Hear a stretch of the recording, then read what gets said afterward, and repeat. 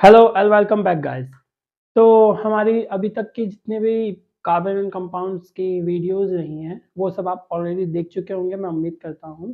और अभी जो इस वीडियो में हमारा टॉपिक होने वाला है वो है आइसोमर।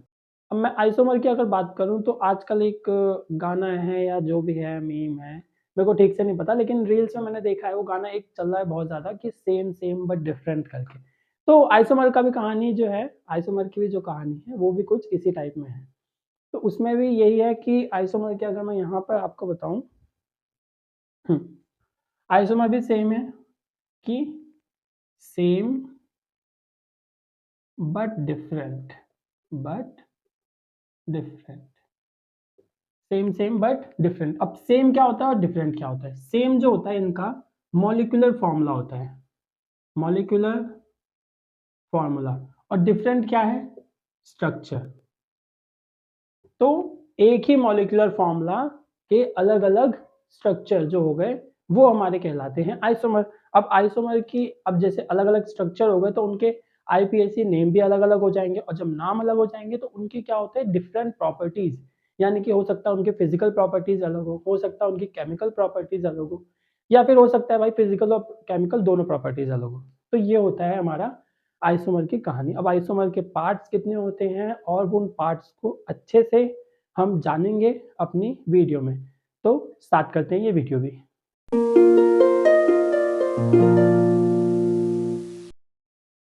तो बात करते हैं डिफरेंट टाइप्स ऑफ आइसोमरिज्म की। तो इसमें दो पार्ट्स होते हैं। पहला पार्ट है स्ट्रक्चर आइसोमरिज्म, दूसरा पार्ट है स्टीरियो आइसोमरिज्म। अब स्ट्रक्चर आइसोमरिज्म के 4 पॉइंट्स हैं। कौन-कौन से? पहला होता है आपका चेन आइसोमरिज्म, दूसरा होता है आपका फंक्शनल आइसोमरिज्म, तीसरा होता है पोजीशन और चौथा होता है आपका मेटामेरिज्म। नंबर्स ऊपर नीचे हो गए होंगे, लेकिन कोई वैसी बात नहीं है। ये 4 ही हैं आपके कौन-कौन से? चेन, पोजीशन, फंक्शनल और मेटामेरिज्म। अब फटाफट इनके ये जो मैंने आपको ये टाइप्स बताए हैं, इनकी डिफाइन फटाफट करते हैं, इनको डेफिनेशन करते हैं, देखते हैं कि ये क्या है। जैसा मैंने बताया कि आइसोमर्स के जो हमारे 2 टाइप्स हैं, स्ट्रक्चर और स्टीरियो आइसोमर्स। तो अब क्वेश्चन ये भी आता है दिमाग में कि ऐसा क्यों? आइसोमर बन ही क्यों रहे हैं? तो इसके भी 2 ही रीज़न हैं। उन्हीं दोनों रीज़न की वजह से इसके 2 टाइप्स बनते हैं। तो पहले मैं बात करता हूँ स्टीरियो आइसोमरिज्म की। तो स्टीरियो आइसोमरिज्म है क्या एग्ज़ैक्टली? ये है आपका difference in the mode of linking of atoms, यानी कि एटम्स को आप कैसे लिंक कर रहे हैं अलग-अलग मोड से। अब एग्ज़ाम्पल के लिए अगर मैं कहूँ तो आपको ब्यूटेन का लेते हैं हम, C4H10 का। अब ब्यूटेन के साथ मैं अगर अपना ईथर के 3 डिफरेंट ब्यूटेन के साथ ईथर के 3 डिफरेंट आइसोमर्स बन सकते हैं। कौन-कौन से? Di ethyl ether, methyl propyl ether और मिथाइल आइसोप्रोपाइल ईथर। अब ये तीनों एग्जांपल को अगर आप ध्यान से देखें तो पहला है डाई इथाइल ईथर, जिसके अंदर O जो है वो बीच में है। तो 2 कार्बन इस साइड है, 2 कार्बन इस साइड है, इसलिए इसका नाम पड़ा डाई इथाइल ईथर।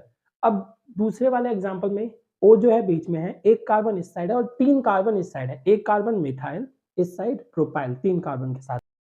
तो इसलिए नाम पड़ा मिथाइल प्रोपाइल ईथर।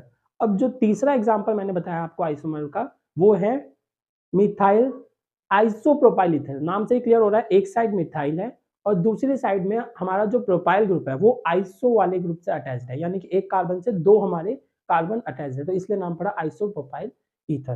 ठीक है।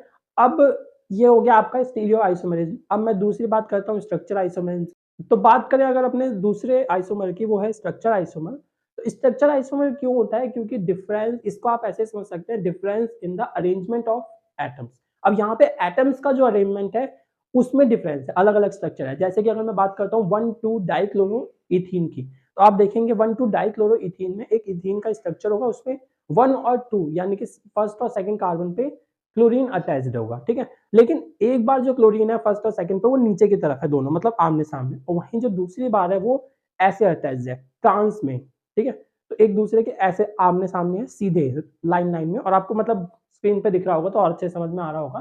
तो कहने का मतलब ये दोनों अलग अलग स्ट्रक्चर हो गए, तो ये बन गया हमारा स्ट्रक्चरल आइसोमरिज्म। अब हम बात करते हैं हमारे स्ट्रक्चर आइसोमरिज्म में जो अलग अलग हमारे उसके भी पार्ट्स होते हैं, जो कि है चेन, पोजीशन, फंक्शनल और मेटामेरिज्म।